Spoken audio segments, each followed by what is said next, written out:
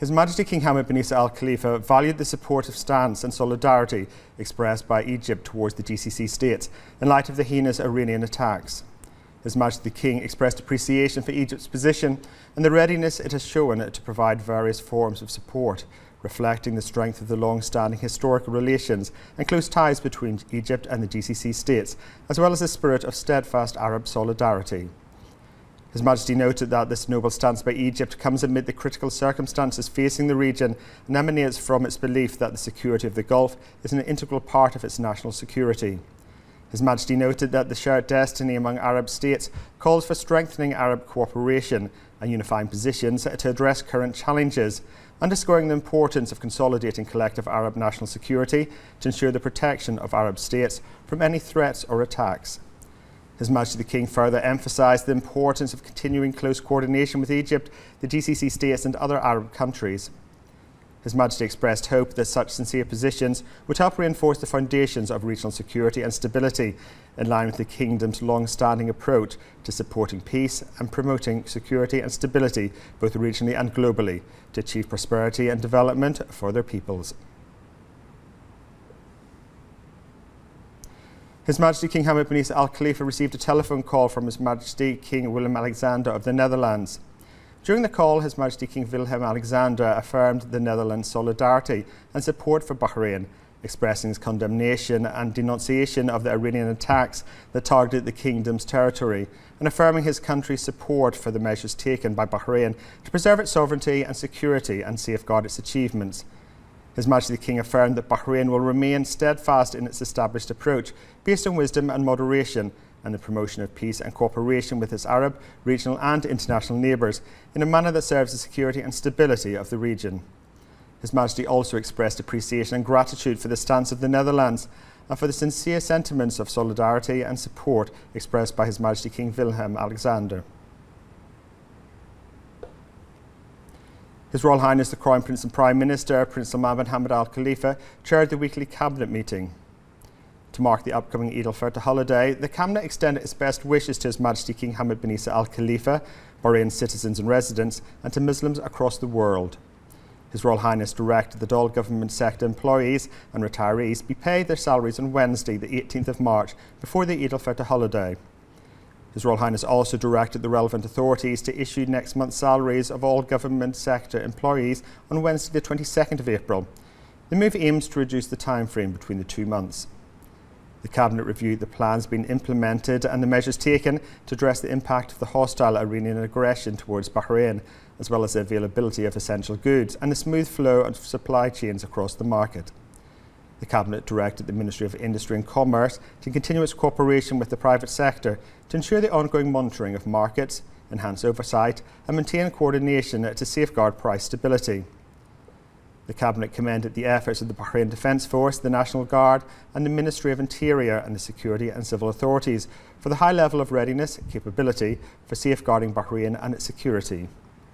The Cabinet also commended the awareness and loyalty demonstrated by citizens and residents in the cooperation with the authorities, affirming its pride in the national workforce as part of Team Bahrain across various sectors in service of the Kingdom.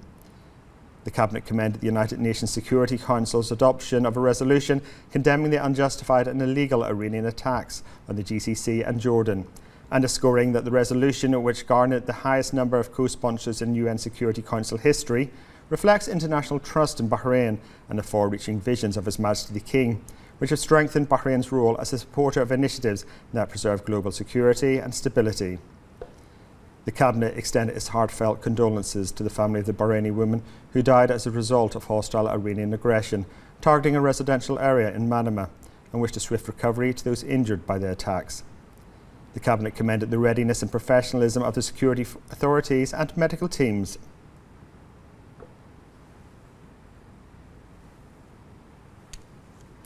The Cabinet then reviewed several memorandums submitted by ministerial committees and ministers, approving the following: an agreement on the provision of medical supplies and the management of supply chains between Bahrain and Saudi Arabia, a draft law approving amendments to certain provisions of the Unified Customs Regulation Law of the GCC states, Bahrain's accession to the Asian Road Safety Alliance, the Government's response to several proposals submitted by the Council of Representatives, The Cabinet also reviewed the following ministerial reports: the outcomes of Bahrain's participation in the joint ministerial meetings between the GCC countries and other allied countries, the outcomes of the emergency meeting of GCC Ministers of Information held in the aftermath of the hostile Iranian attacks targeting Bahrain and other GCC countries.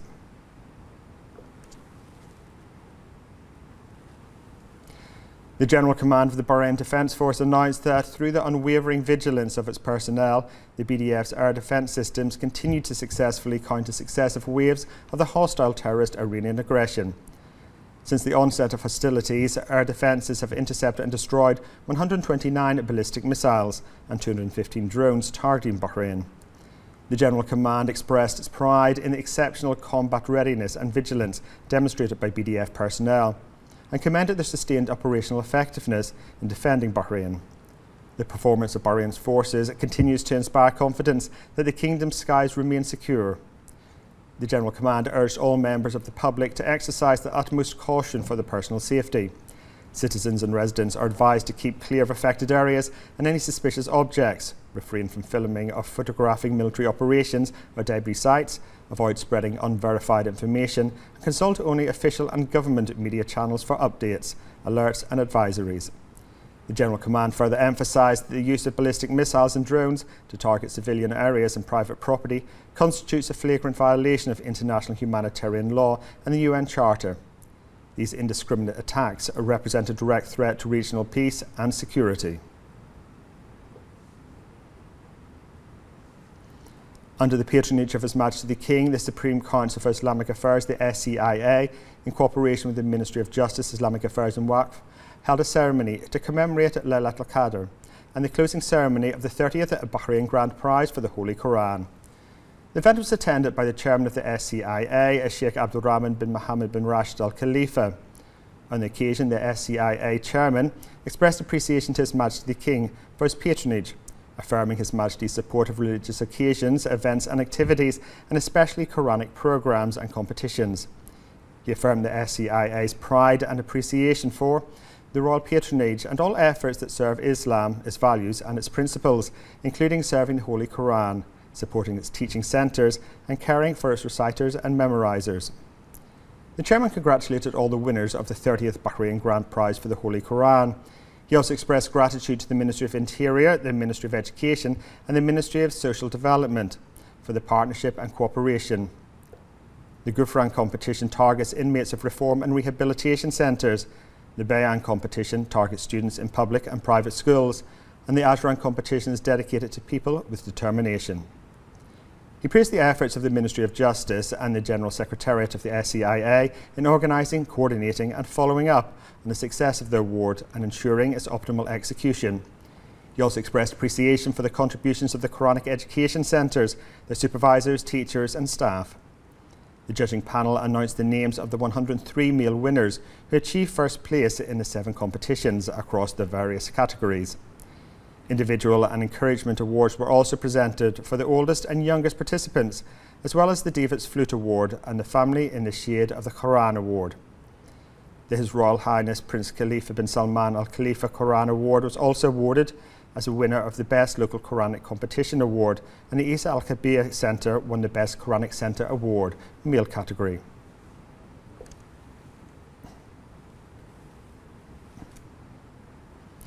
The Supreme Council for Islamic Affairs announced in a statement that the Sharia Crescent Sighting Committee will convene on Wednesday evening to receive reports and testimonies regarding the sighting of the crescent moon, marking the beginning of the month of Shawwal for the year 1447 AH.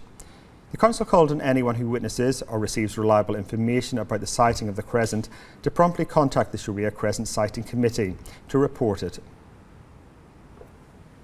The Gulf Cooperation Council and the United Kingdom welcomed UN Security Council Resolution 2817 of 2026, which strongly condemned Iranian attacks on GCC territories and Jordan as violations of international law and threats to global peace and security.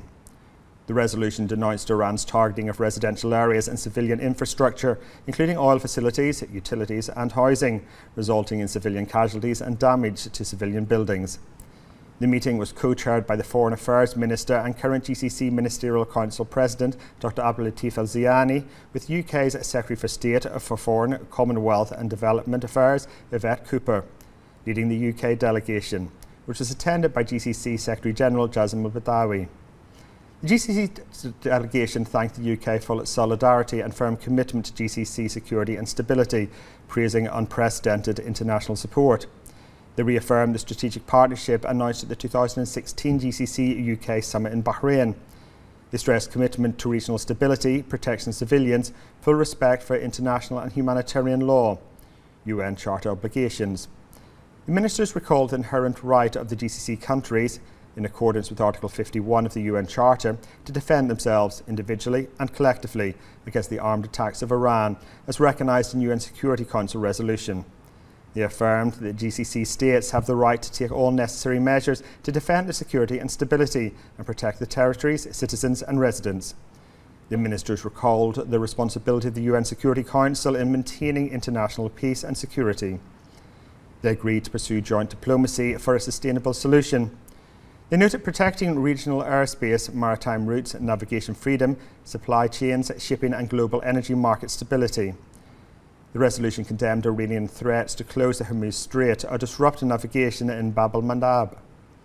They underscored that the GCC security is vital to global economic stability, closely tied to UK and international security, and praised UK's contributions, including recent decisions to bolster regional defences.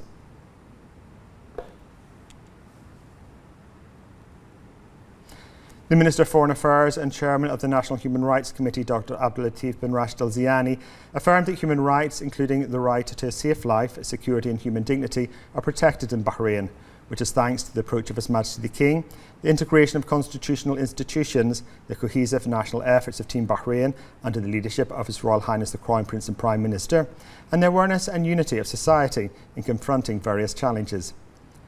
On the occasion of Arab Human Rights Day and the 22nd anniversary of the adoption of the Arab Charter and Human Rights, Dr. Al-Zayani expressed his appreciation for the pivotal role played by the Arab League and Arab countries in consolidating human rights principles and strengthening Arab solidarity in preserving the security, stability and sovereignty of Arab states. This is particularly crucial in the face of the unjustified and reprehensible Iranian aggressions targeting Bahrain, the GCC and Jordan.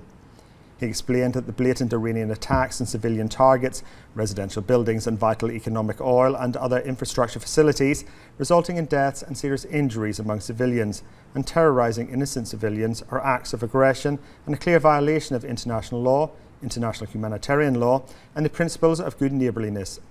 They also represent a flagrant breach of regional and international conventions. Dr. Al-Zayani expressed pride in the wise and humanitarian approach of His Majesty and the directives of His Royal Highness in addressing current challenges with unwavering national resolve, high competence and a strong sense of responsibility. This approach ensures the protection of lives and the public and private property and strengthens the national security system thanks to the vigilance of the military and security forces and the collaborative efforts of the BDF, the National Guard and the Ministry of Interior in coordination and cooperation with the armed forces of brotherly nations. Dr. Al-Zayani commended the government agencies for taking comprehensive measures to enhance human rights and fundamental freedoms and ensure the continuity of services. He expressed his confidence in the awareness of the Bahraini people and a commitment to the highest levels of national responsibility and community partnership, urging them to avoid being swayed by rumours and to adhere to the directives and guidelines of the relevant authorities.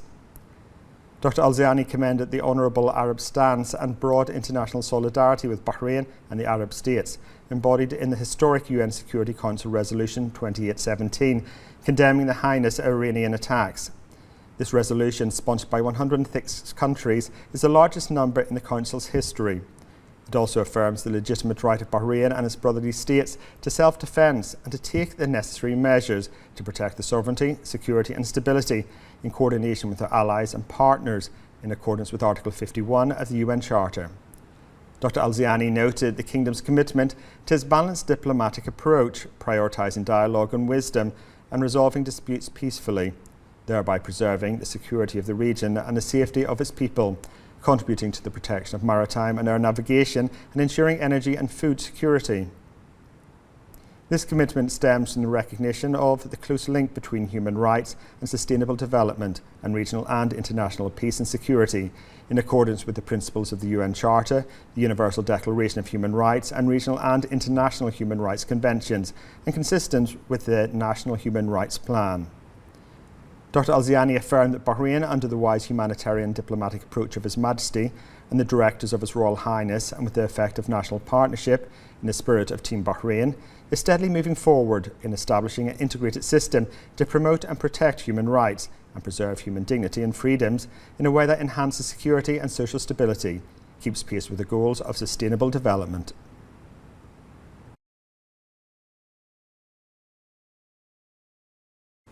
The Minister of Foreign Affairs, Dr Abdulatif bin Rashid Al Ziyani, received a telephone call from the Saudi Foreign Affairs Minister, His Highness Prince Faisal bin Fahd Al Saud, during which the two sides discussed the latest regional developments, including the continued Iranian attacks against the GCC member states and other Arab countries, and the serious implications for regional security and stability, including maritime security.